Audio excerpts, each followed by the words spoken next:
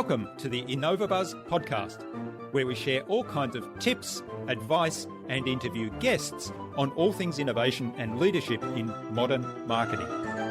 Each episode is a conversation with inspiring people who make wonderful contributions to our knowledge in these areas and spark curiosity and ideas to pursue. Join me, Jürgen Strauss from InnovaBuzz, and let's get into today's masterclass on this InnovaBuzz podcast.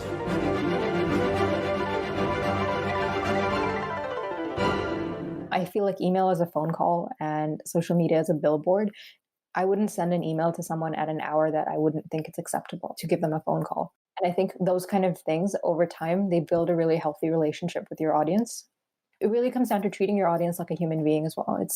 It's one thing for your brand to also show up as a human, but you have to remember that you are targeting actual human beings around the world. They're not just, a number on your subscription list.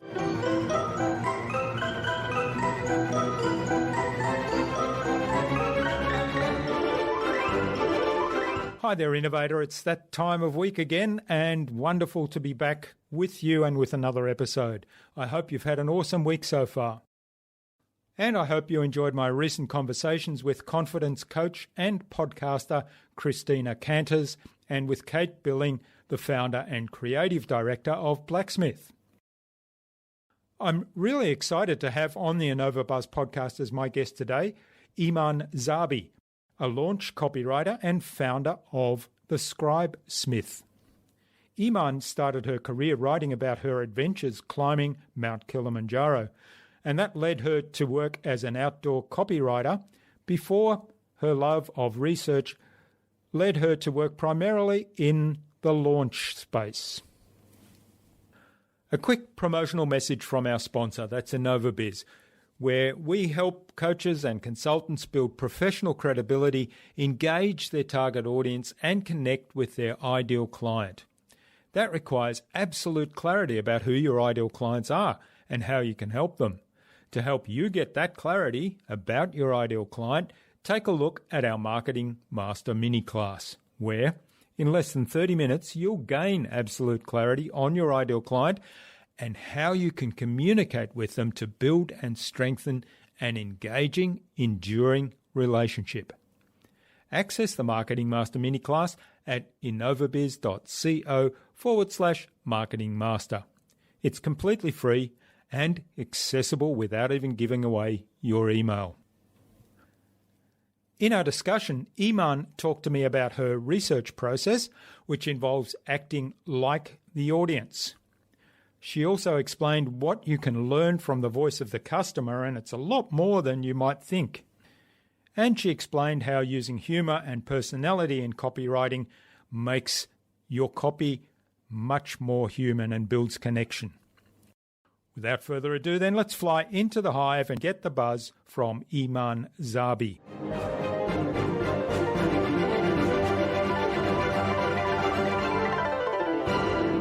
Hi, I'm your host, Jürgen Strauss from InnovaBuzz, and I'm really excited to welcome to the InnovaBuzz podcast today from Vancouver in Canada, Eman Zabi, who's a launch copywriter and strategist and also founder of the Scribesmith. Welcome to the podcast, Eman. It's a great privilege to have as my guest. Hi, thank you so much. It's my honor. Joel Kletke, who was our guest on episode 233 of the InnovaBuzz podcast, he introduced us to you, Eman, and suggested that we have a conversation. So big hello to Joel. Joel's the best. I owe him so much, so I'm super grateful that he popped my name forward for this. Great.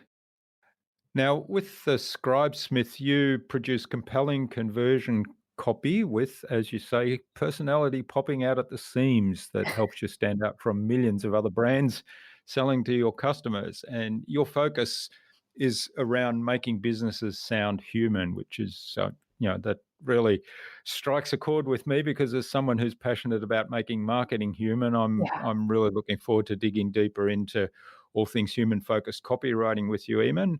But before we start talking about things business growth and copywriting and making copy more human, give us a bit of a snapshot of your background. How did you get to where you are today, and what were some of the pivotal moments in that journey?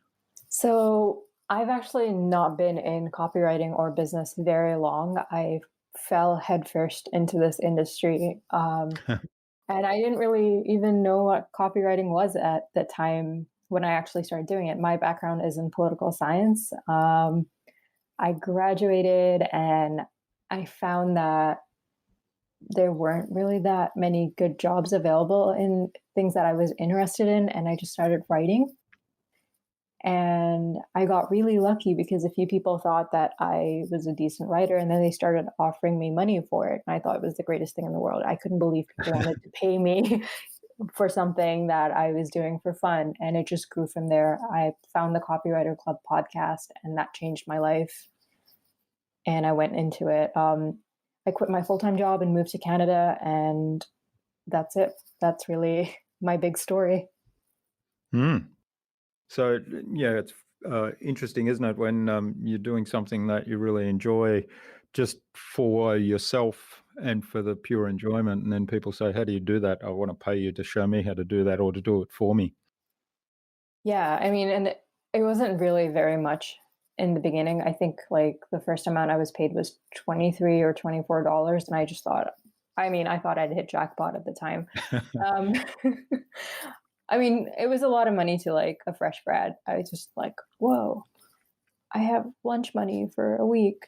But no, from there it picked up. I started networking in Facebook groups. I just consumed every episode of the Copywriter Club podcast and any other podcast I could find. I read everything on copy hackers, and I decided that this was something that I wanted to give a very serious try. And if it didn't work, it didn't work. But I really wanted to give this 100% for, say, a year and then see where it gets me. And that was a few years ago now. Yeah. I don't know the Copywriter Club podcast, but just I'm guessing that probably the focus is very much on writing good copy. And how did you take the leap from, knowing that you could write good copy and building your skills even further on that to actually turning it into a business and doing all the things that are required for building a business around that particular skill? So the Copywriter Club podcast was actually more about the business side of things because they operate under the assumption that most people are decent writers. They just don't know how to market themselves. And I had no background in business, and I really felt like that was the crash course I needed. And soon after I listened to all of the episodes, I got involved in the group, and that's where Joel and I met as well.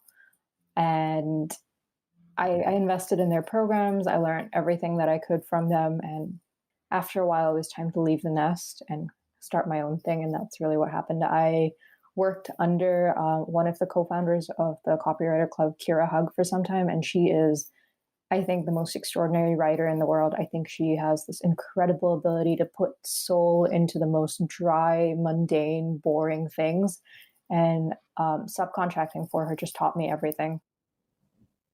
Okay, so that's fascinating that there is a service out there that provides that background for the building the business around copywriting, because I think a lot of podcasts or a lot of training in a variety or in the most areas is very much focused on the activity itself and how to build your skills in the activity, but they kind of don't address the business part of it, which is pretty critical, isn't it?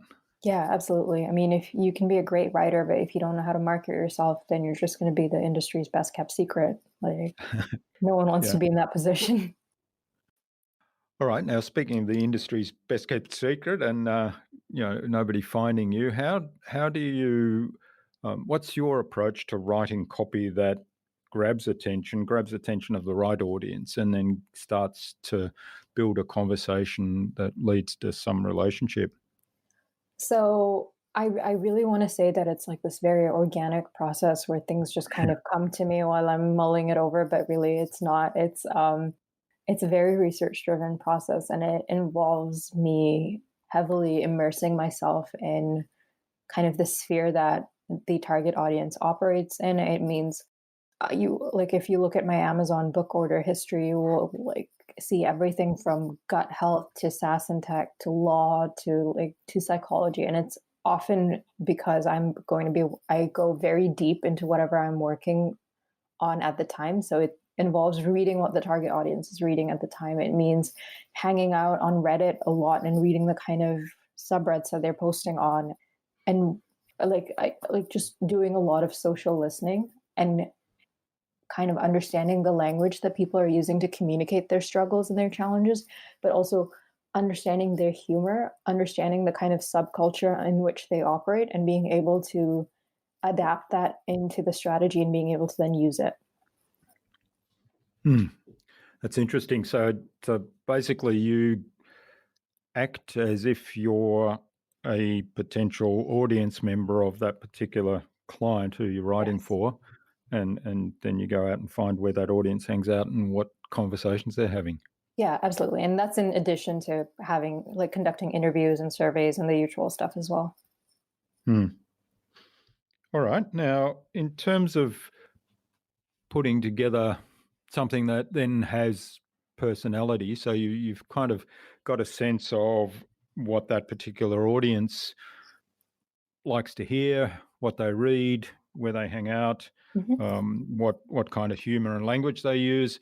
How do you encapsulate the personality of the business you're writing for and kind of put things out in their particular voice? So that would be a lot of long conversations, like with the if it's a personality driven business and it stems from, say, the founder's personality, then it would be a lot of long calls with them where I would transcribe everything.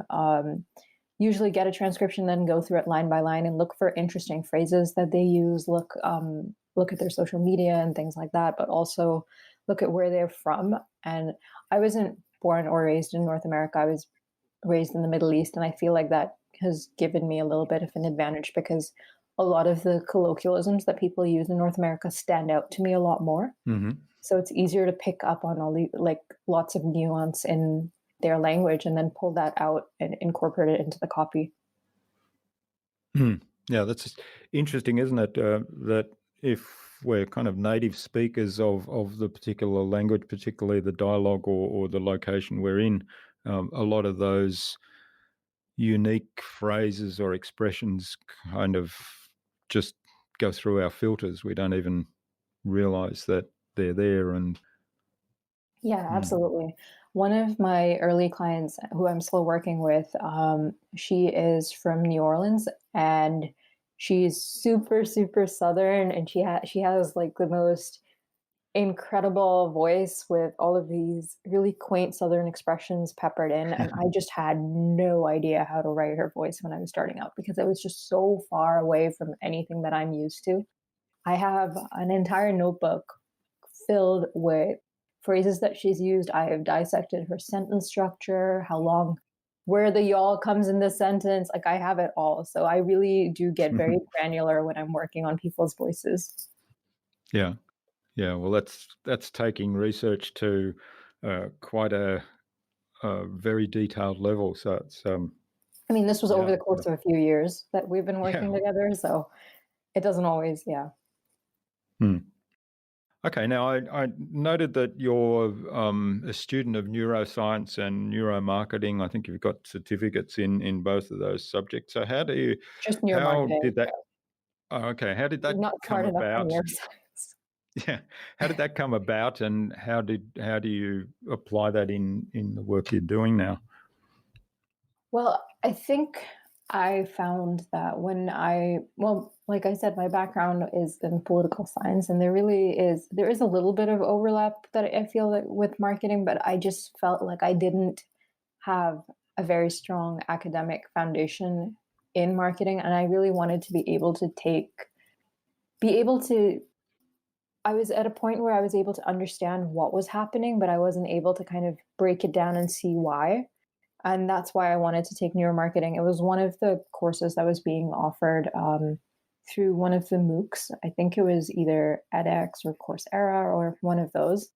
And I thought it was incredibly interesting because I learned so much more than what I was expecting. I was expecting to learn things like the observer effect and like basic psychology stuff and things like that. But Mm. it went a lot deeper, and it was about like where how to guide the eye on a. And it was very retail focused, but there was a lot of transferability into e-commerce and things like that. How to guide the eye with your copy or with color and things like that. How to sequence different emotions to get a certain result, and it was just incredibly fascinating. I absolutely do not put it to full use. I think it's one of those things that I'm going to have to revisit over the years, but I feel like it's starting to trickle into my work, and I'm really able to see the impact that it's making when we look at our more recent conversion rates. Mm. Now, your kind of point of difference in principle is conversion copy, but also making the business sound human. So Yeah. talk to me a little bit more about how do you ensure that that human element is there, that it's not kind of a rote article or email or whatever it might be that you're writing, that it's actually very human and maybe even personalized and directed to the right people. So I think that it kind of break that down into a couple of different levels. With the writing itself, it just means flexibility with language and being able to write um, and using that voice of customer data. So you're using language that your audience is comfortable with. If that's an audience that's very comfortable with using slang, if there's certain group speak that's common to that target audience, and using things like that. Not being afraid to, I'm probably going to get a lot of writers hating on me for this, but bending grammar rules to sound more, sound friendlier. I think humor is just such an important thing. If you can make people laugh, they like you. And if they like you, they're going to want to work with you or buy from you in some capacity or the other. I think humor is just incredibly underestimated all around. But taking it a level further in when it comes to like your brand presence and your marketing itself, I think authenticity is unfortunately a buzzword, but it's also incredibly important. It means just showing up as more than just this kind of corporate droid figure, but a real human being that has a team who is motivated to work towards something bigger. And it's just really important to kind of show your audience that you're trying to do more than just get their money. I think it really comes down to that. Mm. Yeah, so essentially caring about your audience. Yeah, essentially. Respecting your audience and caring about your audience, I think, are key. Which I think is really important in all marketing because, in this day and age of automation, I think that sometimes gets lost. Yeah, absolutely. And I think like being a little bit more sensitive when people put together emails, like knowing which time zones your audience are in and segmenting them by time zones and sending them emails at respectful hours. I like to think of an email as, and I say this a lot, so if anyone's heard me say this before, I'm sorry, but I feel like email is a phone call and social media is a billboard. I wouldn't send an email to someone at an hour that I wouldn't think it's acceptable to send a phone call, to give them a phone call. Mm. And I think those kind of things over time, they build a really healthy relationship with your audience. And it really comes down to treating your audience like a human being as well. It's one thing for your brand to also show up as a human, but you have to remember that you are targeting actual human beings around the world. They're not just, a number on your subscription list. Yeah. Yeah, and I think it's helpful to put yourself in the shoes of the audience occasionally, not in a specific sense now, but I'm thinking of when I go through my email list every morning and then I see a name there that I haven't seen before, or it might be a list I subscribed to a year or two ago that I haven't heard from again, and all of a sudden they're saying, hey, I've got this wonderful thing, buy my thing because Yeah. it's on special right now. And I say, well, I don't even have who are you and why are you sending me this email? I haven't heard from you in 2 years and now you want to sell me stuff and we don't even have a relationship. So, yeah, if you kind of put yourself in those shoes and say, well, I don't want to be sending out stuff that makes people feel like that. Yeah, for sure. And like it just comes down to not being a sleazy marketer. And that's Yeah, I mean, it's surprising that like we still have to talk about that, but a lot of people still miss the mark on that one. Yeah, yeah. Every now and then, I think I shouldn't just straight out delete these things. I should set up a file of really bad marketing examples, just I mean, that would make a to great book. yeah. Um, What not to do. yeah, that's right. All right. Now, one of the things that I noticed, and you talk quite a bit about this in your posts and in some of the podcasts you've mentioned recently, and that's about niching down your own business to areas where you feel as though you have a passion for, and also you've kind of built some relationships and built business. So, why is niching down so important, do you think? For me, at least, I felt like when I was starting out, I had a lot of disadvantages. I was young. I'm a person of color. I had no experience. So I felt like it was in my, and I didn't really recognize this at first. I had to be told this a few times by more experienced writers like Joel and Josh Garofalo. And it was just better for me to go deep first and and capitalize on whatever strengths I did have, than try to be everything to everyone and be able to charge rates like the rates of a generalist rather than the rates of a specialist. And I believe, I'm not sure who it was, but they once asked me if I was aiming to be the Walmart of all copywriters because my rates were so low and I was working with everyone. So that one was a bit of a reality check. And I started off niching in the outdoor space because that's really where I got my start with writing. I started off by writing about my experiences climbing Kilimanjaro, and people liked my work, and it just kind of went from there, and it felt like a good natural progression, but it wasn't really where I felt most connected to the work. And it wasn't the greatest industry to be. I wouldn't say it, I still think it's a great industry, and I think there's lots of great work happening in there. It just wasn't the greatest industry for me personally. Hmm. Yeah, that's fascinating. So you were writing about your own personal experiences, and you made that connection there. So what kind of things did you learn climbing Kilimanjaro that you've now applied to business? Because I'm sure there's lots of fascinating stories there. Oh, I mean, a big one is slow down, but I don't know if I've actually learned that one. It's if you climb too fast or if you go too fast, you don't acclimatize to the altitude and you put yourself at risk of altitude sickness. You can get airlifted off the mountain, so on and so forth. And I think business is like that as well. If you don't know when to slow down and do things at your own pace, you are at serious risk of burnout. And I feel like that's a lesson I had to keep relearning over and over again, because I feel like I keep pushing myself to that point of burnout and I have to pull myself back and remind myself to slow down and, enjoy the climb. Hmm. That's a big one for me. Yeah. Yeah, yeah, that is really good advice, and certainly is a great metaphor. And I think also perhaps applying that to business growth, Yeah. businesses that grow really rapidly, they're also sometimes at risk because they're running out of oxygen, they're running out Yeah. of cash flow, perhaps. Yeah. That hockey stick growth isn't always a good thing. Mm. Okay, now there's a lot of noise out in the marketplace when people are in social media in particular, and we talked about email before. So if I go into my email inbox, it's not too bad these days, but I still have about 40 or 50 there each day, and I quickly scan through the headlines and make a decision on what am I going to read and what's important. How do you write copy, or how do you write headlines in particular if it's email that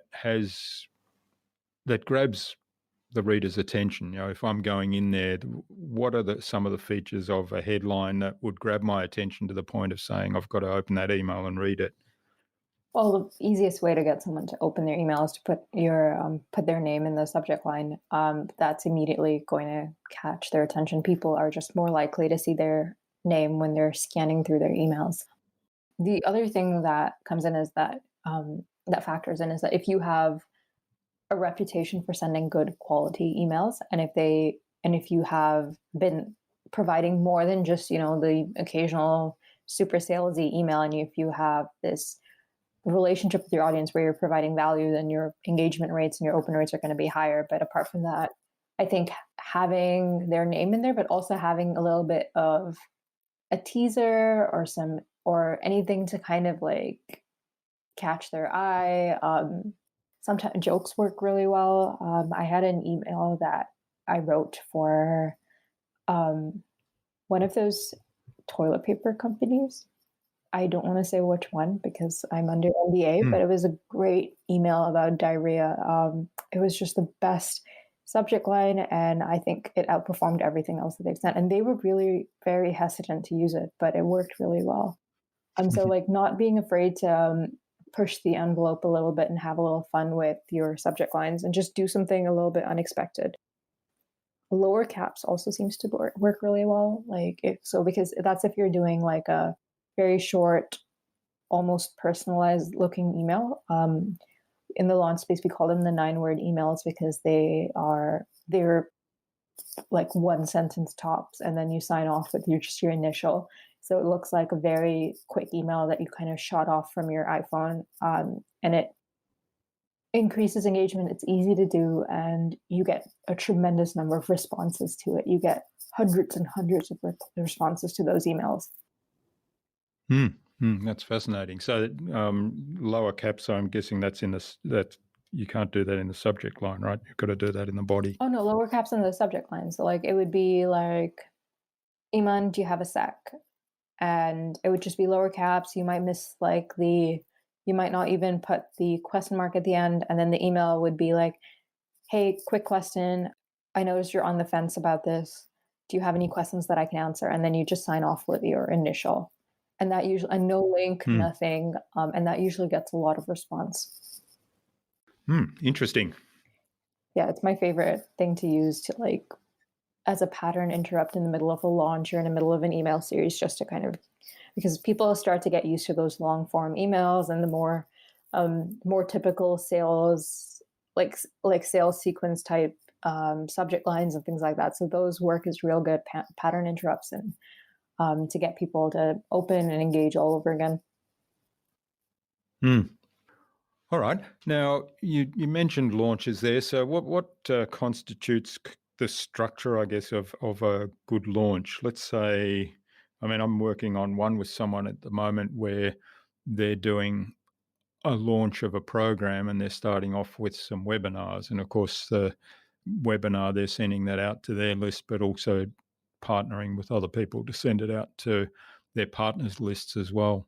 So what is that a good approach, or what would you recommend as a kind of a launch sequence? So I generally don't think I don't think there's like a specific formula that you should be following when it comes to launches. I think it really depends on the specific problems that you need to deal with. For example, if you have an audience that doesn't have the required education required to purchase a product, like if they're not in that stage of awareness yet, then I think webinars work really well. But if you have an audience that is already product aware or solution aware, or is kind of on that line between problem aware and product aware, solution aware, then I think you don't even need a webinar. In that case, you need emails and like really meaty, chunky checkout page. You could skip the sales page altogether. I think a good launch strategy means that you're looking at what kind of demand you have, where your audience is at, and then what kind of reach you have. And I think all good strategy stems from those three when it comes to launches. Yeah. All right. So it's dependent again on the clients and where they're at in their journey. Yeah, absolutely. Absolutely. And also like your budget, because you don't want to try and execute like this massive, like I've seen launches where they have a sequence of 6 to 7 webinars that are dripped out. And then based on which webinars are watched, you do like separate email segmentation, you have separate email sequences happening, and it's just hundreds and hundreds of emails being set up and sent out. So you need like a 6-figure budget to execute that. And most people don't have that much to work with. Yeah, so I guess the message there is don't overcomplicate Yeah, it. for sure. Yes, and I have seen people share their launch strategies there, and it's blown my mind because it's been that level of complexity, and I always wondered, wow, the amount of effort or cost and time that they put into building Yeah. that. I'm wondering if there actually is a return on that. Yeah, and I think that if you're adding things in stages, and if you're seeing that incremental increase with your launch as you add things in, by the time you get to the point where you have these massive complex launches, you usually are getting that ROI. And I've seen that with some of the clients that I've worked with. But I think kind of trying to jump from doing your first beta launch to having that kind of a launch is just, it's not the smartest thing to be doing. I think I've always talked about launches as an iterative process. You really need to be building on what you did the previous time and seeing if you actually need the components that you're adding in for like your second round and your third round. Hmm. Hmm. So start simple and Yeah. then add things to Yes, see it's like Lego. whether it works or not. Yeah. Yeah, that's a really good approach, and it's kind of the lean methodology in some ways, isn't it? Yeah, absolutely. I like to call it the minimum Mm. viable launch. Like that's really it. Yeah. Yeah. Hmm. Great advice. Now, one of the things that always fascinates me when I read copy or I read emails or it might be blog posts, the difference between people who can tell a really good story and weave a personal story that's interesting and compelling and um, actually get some emotions going, but weave that into the message that they're trying to send in that. So tell us a little bit about the importance of storytelling and how you approach taking stories and weaving that into the messages, whether it's a launch email or whether it's just a blog post or something like that. So I take a little bit of an unusual stance on this. I think that a lot of people misuse stories. I think just like as maybe it's because I'm in marketing and I'm in copywriting, I'm just tired of seeing people start their stories about, when they were standing in a line in Starbucks and this sudden thought came to them. And like, it's just, I think it's very important to make your story actually relevant to the message that you're trying to give. You Mm. aren't just really the idea that these $1 million ideas or these revelations keep coming to you when you're standing in line for Starbucks or when you're just Yeah. meditating, or it's just, it's trite, it's overdone.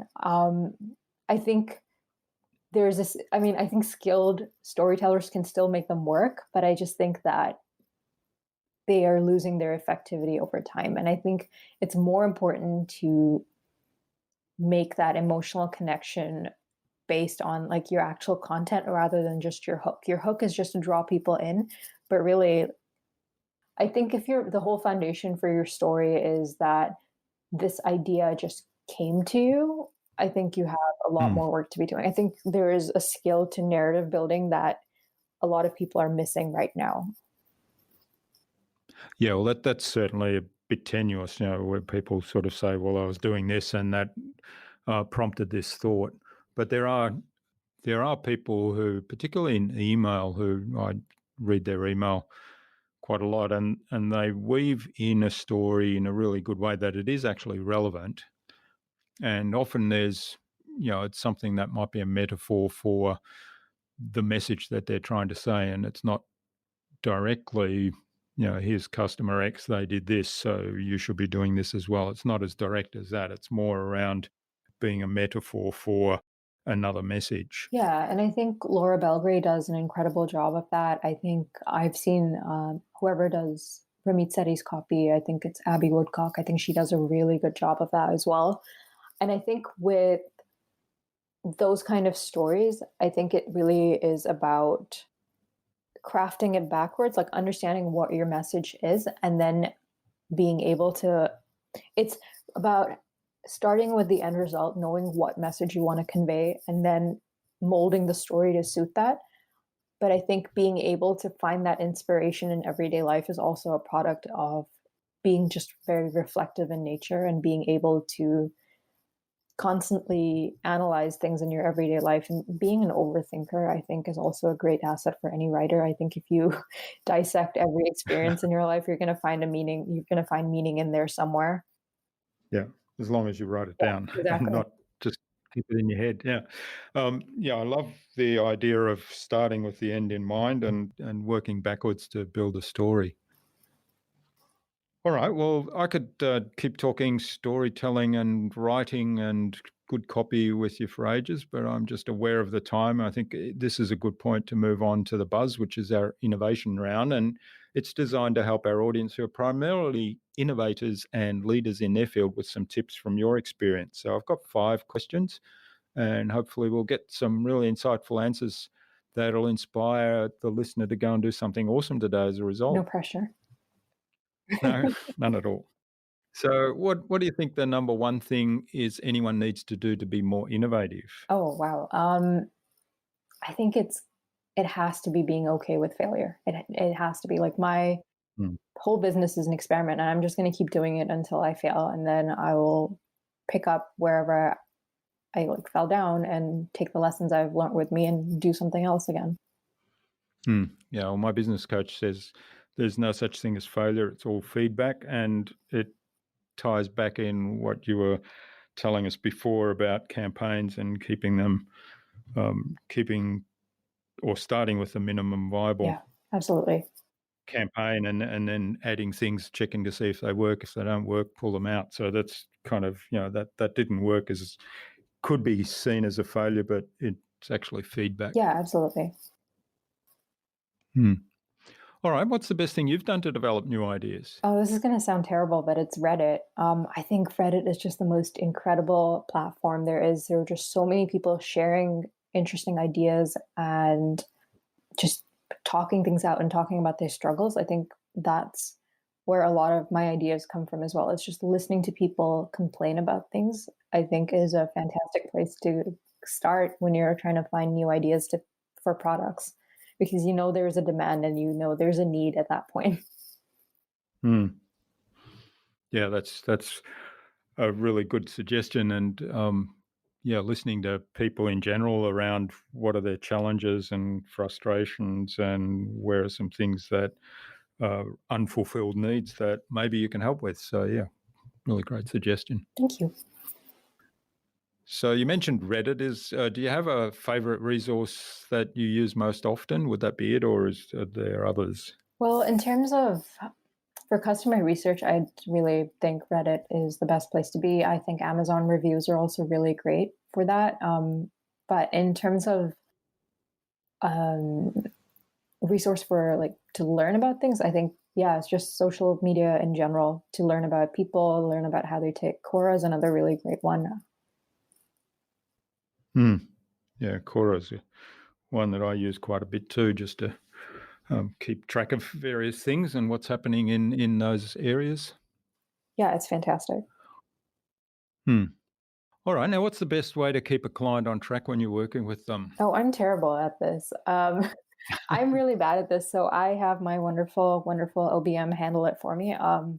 She will either set up reminders for me to reach out and check in on people on Asana, or she will set up automated emails that we send out, or she'll reach out in person. So it's one of those three, none of which involves me to actually have to do anything, which is perfect.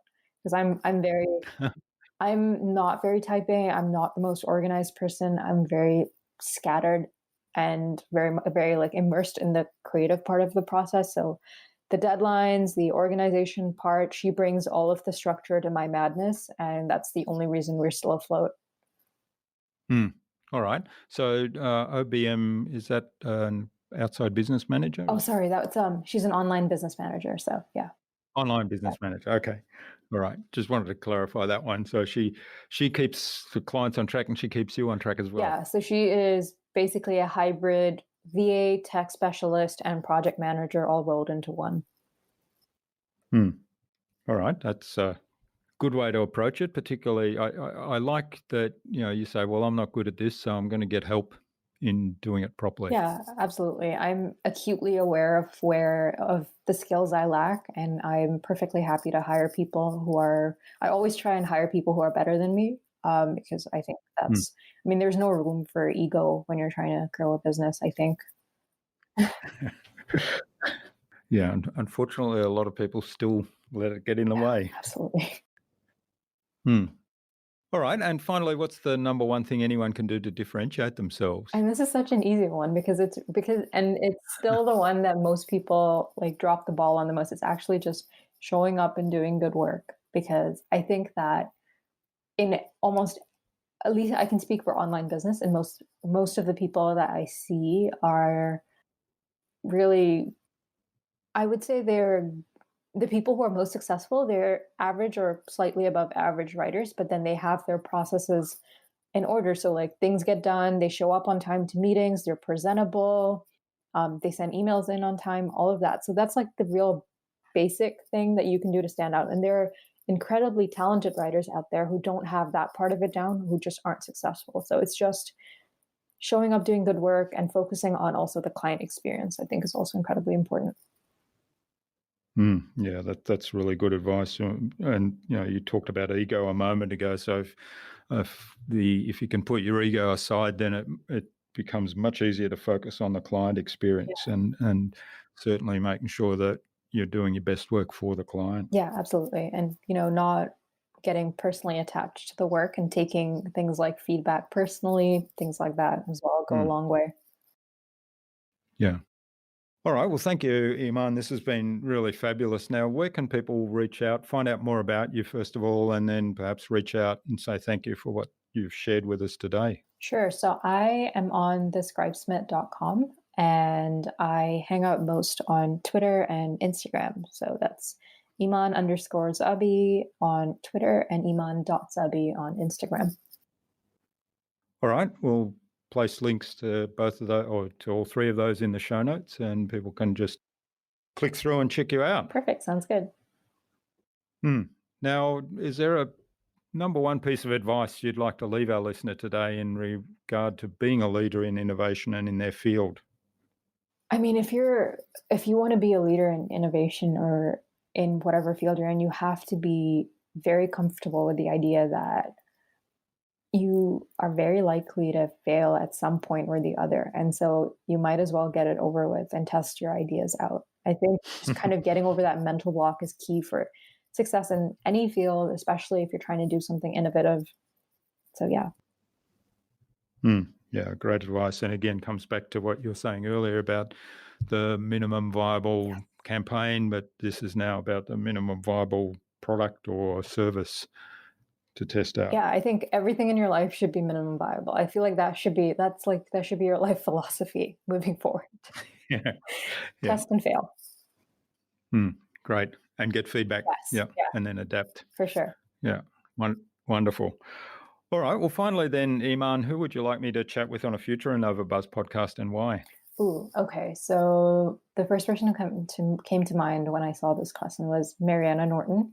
She, I think, is actually one of the marketing industry's best kept secrets. She is a former neuroscientist turned marketer, and I think she was a programmer at some point as well. I have never seen anyone able to craft the most incredible strategy.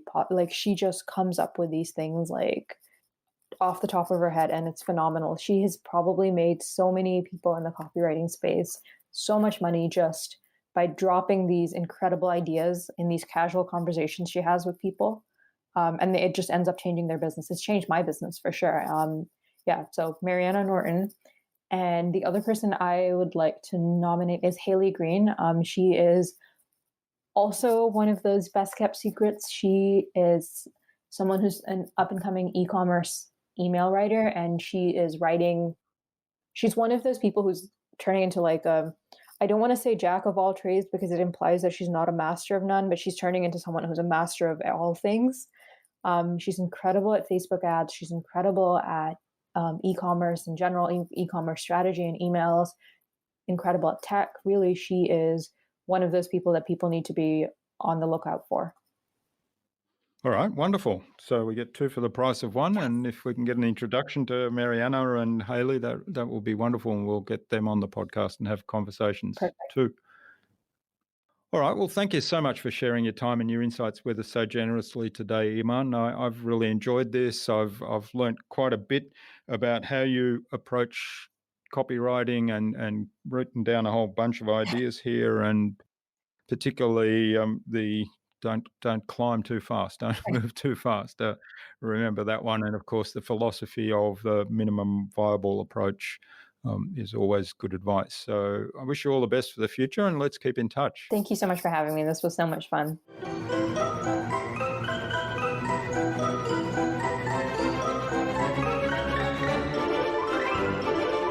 I hope you enjoyed that engaging and delightful conversation with Eman and took something away from her episode. I really like Eman's philosophy of just getting it done, keeping it simple to start with and producing minimum viable work, then improving with the feedback given. I'd love to know what you took away from Eman's episode. Leave a comment below the blog post, which you can find at innovabiz.co/Eman Zabi. That is EMANZABI. All lowercase, all one word, innovabiz.co/Eman Zabi. You'll also find contact information for getting in touch with Eman there, as well as links to the Scribesmith website, her social media pages, and the other resources we spoke about in our conversation today. Eman suggested we have a conversation with neuroscientist and marketer Mariana Norton, and also with copywriter Hayley Green on future InnovaBuzz podcast episodes. So Mariana and Hayley, keep an eye on your inboxes for an invitation from us to the InnovaBuzz podcast, courtesy of Eman Zabi. Remember to check out our Marketing Master mini class at innovabiz.co/Marketing Master. It's completely free and accessible without even giving away your email. But most importantly, it will enable you in less than 30 minutes to gain absolute clarity about who your ideal client is and how you can communicate with them to build and strengthen an engaging, enduring relationship. And if you'd like our help to go even deeper into marketing mastery, or our help with producing your very own podcast, even launching your very own podcast if you don't yet have one, then send me an email to jurgen@innovabiz.co and we can set up a quick call to have a short conversation and find out whether we're a good fit for one another. Tune in again to the next episodes of the InnovaBuzz podcast, where we've got even more fantastic guests lined up, including Dr. Gleb Sipursky, disaster avoidance expert, and Sarah McIntyre of Bright Inbound. Stay connected with us by subscribing to the InnovaBuzz podcast at innovabuzz.com/subscribe. innovabuzz.com/subscribe. Make sure you never miss another episode. It would also mean a lot to me if you leave us a review, because what you think matters. I'd love to hear your thoughts, your ideas, your suggestions, or questions you have, so go ahead and share them in the comments below the blog post for this episode. Until next time, I'm Jurgen Strauss from InnovaBiz. Remember, be awesome and keep innovating.